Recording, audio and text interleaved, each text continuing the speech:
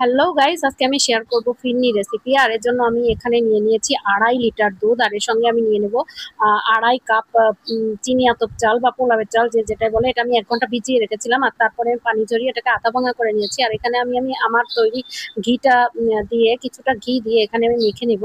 আর মেখে নেওয়ার পর আমি এটাকে এক সাইডে রেখে দেবো। আর এবার আমি দুধটাকে সুন্দর মতো দারচিনি, এলাচ এবং তেজপাতা দিয়ে সুন্দর করে জাল করে নেব। এটা বলক আসার পরও কিছুক্ষণ জাল করে নেব। একটু ঘন হয়ে এলে তারপরে আমি এটার মধ্যে চালগুলা দিয়ে দেবো। এখানে আমি ঘি মাখিয়ে রেখেছিলাম, কারণ হচ্ছে যাতে একটার সাথে একটা চাল চাল লেগে না যায় সেদ্ধ হওয়ার সময়, বা হাঁড়ির তলানিতে লেগে না যায়। তো এই কারণে আমি হচ্ছে ঘিটা দিয়ে নিয়েছি, এতে ফ্লেভারটাও সুন্দর থাকবে আর টেস্টটাও বাড়বে। আম, তো দেখুন, এই যে এভাবে আমি চালগুলো এখন দুধের সঙ্গে মিশিয়ে নেব।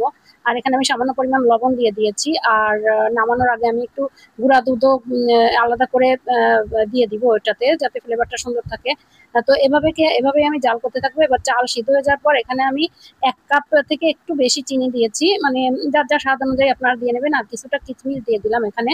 কিশমিশ দিয়ে দেওয়ার পর সামান্য একটু নেড়ে দেবো, আর তারপরে আমি একটু সময় জাল করে নিব। জাল করে নেওয়ার পর আমার রেডি। তো এই যে আমার ফাইনাল লুক ফিরনিটা। খুব সুন্দর হয়েছিল দেখতে। আর খেতে তো বলার মতো না। অবশ্যই আপনারা বাসায় ট্রাই করবেন, খুব মজা লাগবে খেতে।